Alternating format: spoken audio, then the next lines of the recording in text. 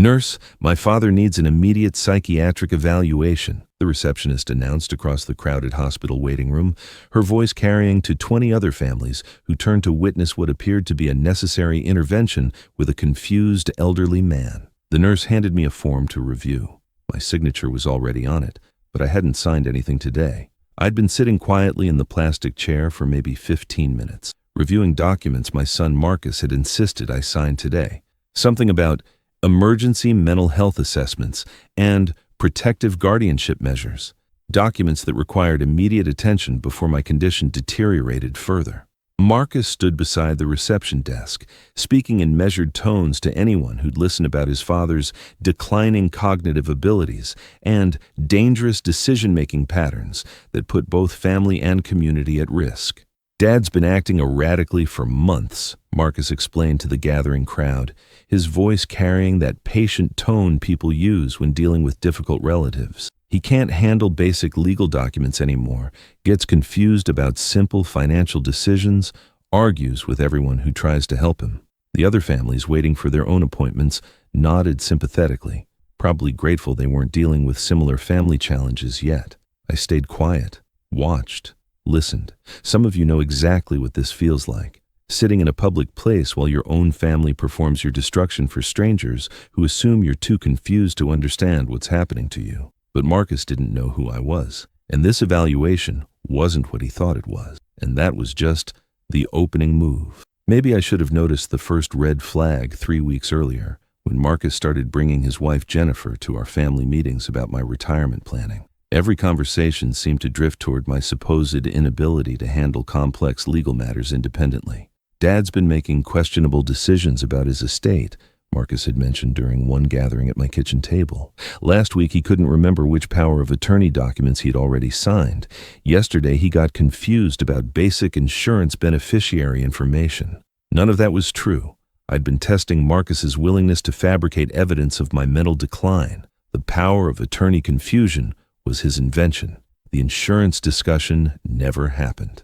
"Mr. Robert, cognitive changes often begin subtly," Dr. Henderson had said during my routine physical, apparently reviewing notes Marcus had submitted about my supposed behavioral concerns. "Family members are usually the first to notice patterns that patients themselves don't recognize."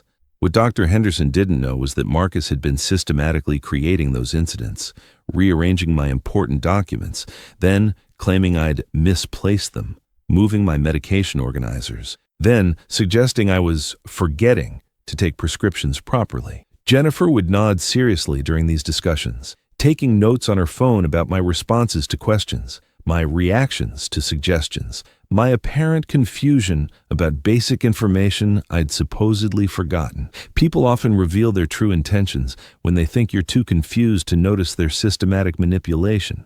I should have paid attention to the first crack. What Marcus didn't fully understand was that his father wasn't just Robert, retired insurance claims processor.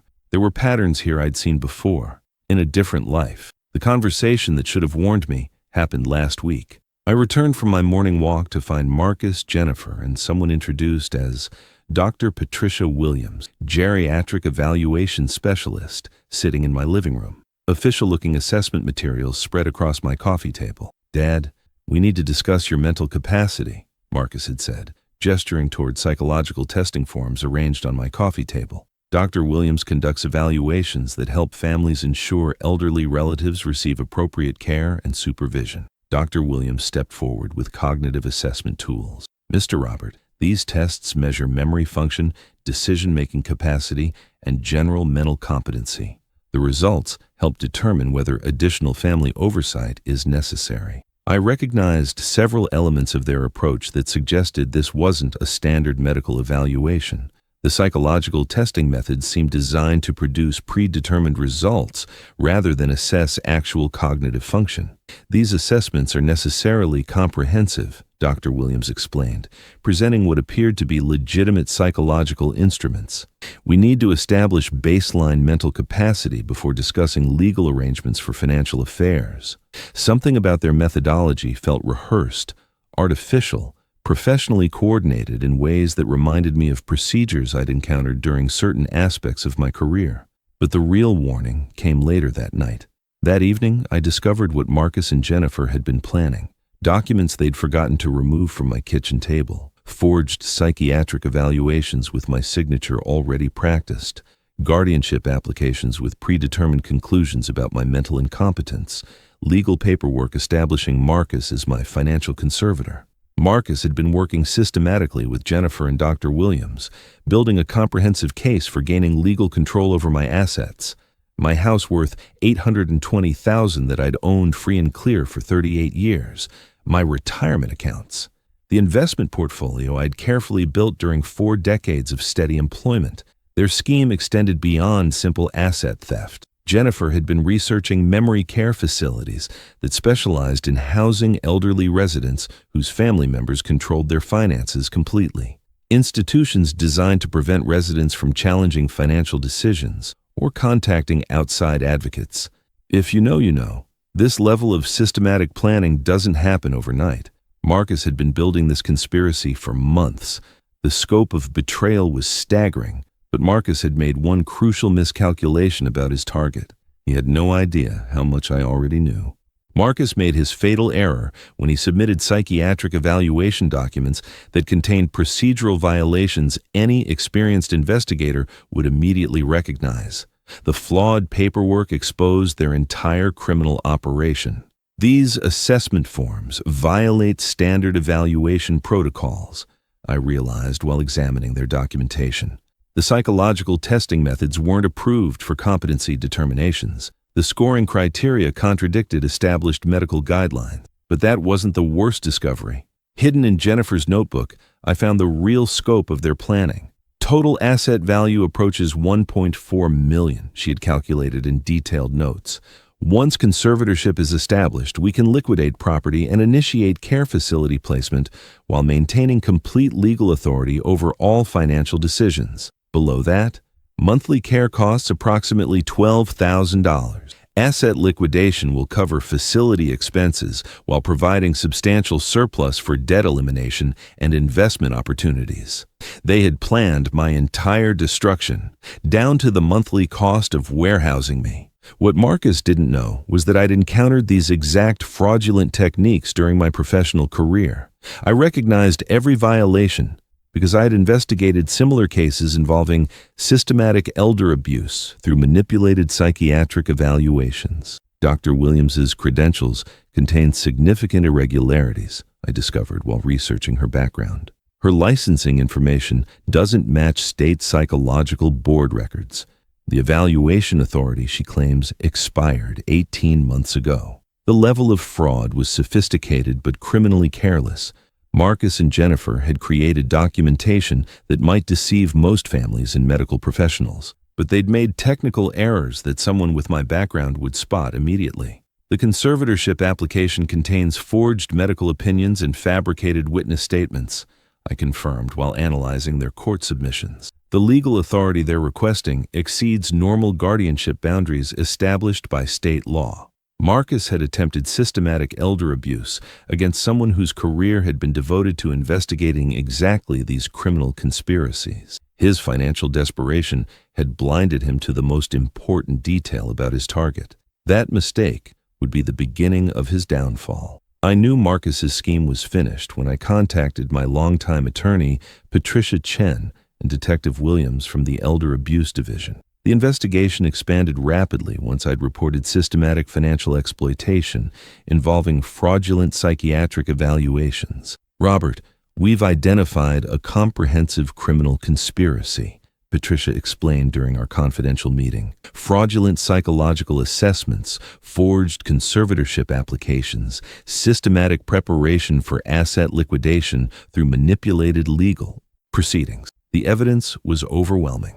Marcus had collaborated with Jennifer and Dr. Williams to create fraudulent documentation targeting not just my assets, but my fundamental legal rights and personal autonomy. We've discovered similar schemes affecting at least 9 other elderly victims, Detective Williams added. Dr. Williams has been providing fake evaluations for families attempting to gain financial control over elderly relatives across multiple counties. I spread additional evidence across Patricia's desk, copies of Marcus's correspondence with memory care facilities, Jennifer's financial projections, Dr. Williams's fabricated credentials, the forged psychiatric evaluations with predetermined conclusions about my mental capacity. Marcus's plan was remarkably systematic, Detective Williams noted. Establish fraudulent mental incompetence through manipulated evaluations, gain legal authority through forged court documents, institutionalize immediately to prevent interference, liquidate assets under legal protection. Quiet people prepare louder than they speak. I'd been recording every conversation with Marcus and Jennifer for weeks, documenting every false claim, every fabricated incident, every discussion of their criminal plans. Marcus had targeted someone who understood legal fraud investigation better than he understood criminal law. The trap was almost complete. That week, I watched Marcus's certainty begin deteriorating when I started asking pointed questions about the psychiatric evaluation procedures and conservatorship timeline. His explanations became increasingly defensive and contradictory. "Dad, why are you questioning Dr. Williams's assessment methods?" Marcus asked nervously when I mentioned irregularities in her testing protocols. "She's been recommended by several attorneys for handling complex family situations. Some of the evaluation procedures seem inconsistent with standard medical practice," I replied calmly. "The psychological testing timeline appears rushed compared to normal competency assessment requirements." Jennifer interrupted frantically. "Mr. Robert, these are specialized procedures designed for elderly mental health evaluation. The legal processes might seem different from what you remember from years ago." But I could see panic building behind their manufactured confidence. When I asked about specific state requirements for psychiatric evaluations, Marcus's answers became vague and evasive. When I questioned the legal authority granted by conservatorship documents, Jennifer became agitated and accused me of resisting necessary medical care. "He keeps asking detailed questions about legal procedures," I overheard Jennifer complaining to Marcus. "It's like he understands more about psychological evaluation than he should. Maybe we need to expedite the conservatorship filing. Dr. Williams says we have enough documentation to proceed with emergency intervention," Marcus replied, but his voice was shaking. "We just need to prevent him from consulting outside attorneys before the court hearing." Marcus was discovering that manipulating elderly people requires them to remain confused and isolated. Once they start asking informed questions, the entire scheme becomes vulnerable. He was losing control. The night before Marcus's planned conservatorship hearing, I sat in my study reviewing the comprehensive evidence file that would destroy their criminal conspiracy. Everything they'd attempted was documented, recorded, and ready for presentation to law enforcement and family court. Tomorrow would bring the confrontation Marcus thought would complete his financial takeover. Instead, it would expose his systematic elder abuse and end his freedom permanently. I thought about my late wife, Sarah, who'd trusted Marcus to respect my independence after her death. She'd believed we'd raised a son who understood ethical behavior, family loyalty, and protecting vulnerable people rather than exploiting them for financial gain. The evidence revealed calculated cruelty that transcended simple greed. Marcus had been planning to destroy my legal rights completely while using forged medical evaluations to justify stealing my life savings. He'd been willing to warehouse me in institutional care where I'd never be able to challenge his systematic fraud. Marcus's scheme represents systematic elder abuse involving multiple felony violations, Detective Williams had explained during our final coordination meeting. Criminal conspiracy, fraudulent medical documentation, attempted financial exploitation, and violating state laws protecting elderly citizens from systematic abuse. Quiet people notice more than they say. Tomorrow, Marcus would learn what 32 years of insurance fraud investigation had taught me about recognizing criminal behavior and building legal cases against people who exploit vulnerable populations. Marcus had forgotten that some insurance investigators spend their entire careers identifying exactly the types of fraud he'd attempted against his own father.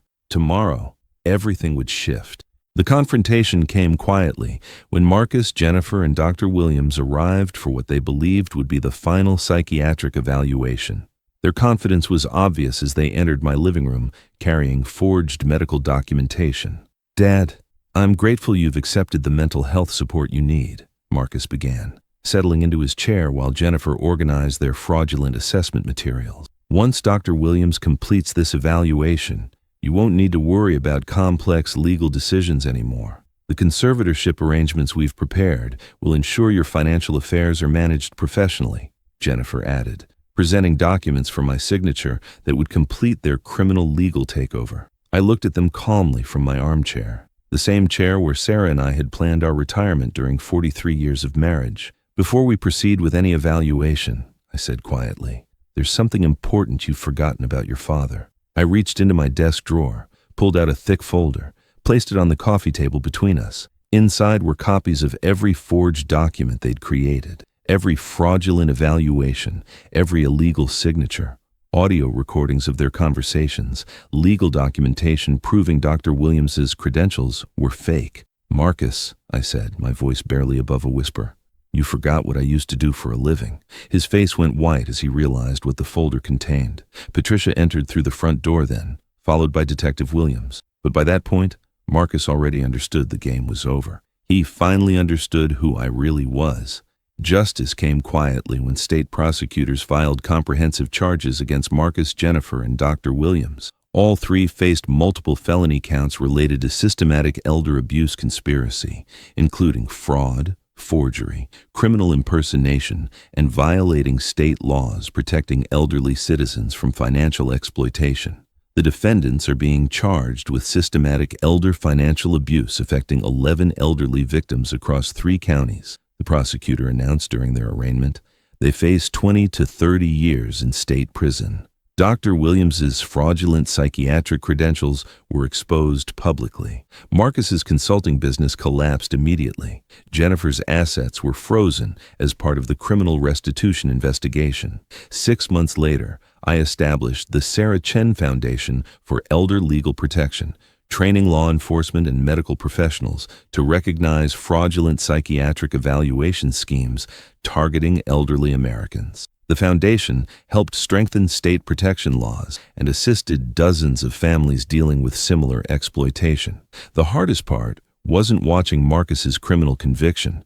It was knowing that Sarah would never understand how the son we'd raised with love and ethical guidance had become capable of systematic fraud against his own father. Sometimes the quietest justice comes from simply remembering who you are when others choose to forget. Marcus calculated that his elderly, confused father would be easy prey for sophisticated psychiatric manipulation, but he'd forgotten the most crucial detail about his target. When Marcus announced that I was legally unfit and needed psychiatric evaluation, he thought he was discrediting a helpless old man. He had no idea he was targeting someone who'd spent 32 years as a senior insurance fraud investigator, someone who'd built his career identifying fraudulent medical claims and systematic schemes designed to exploit vulnerable people. My response wasn't what he expected.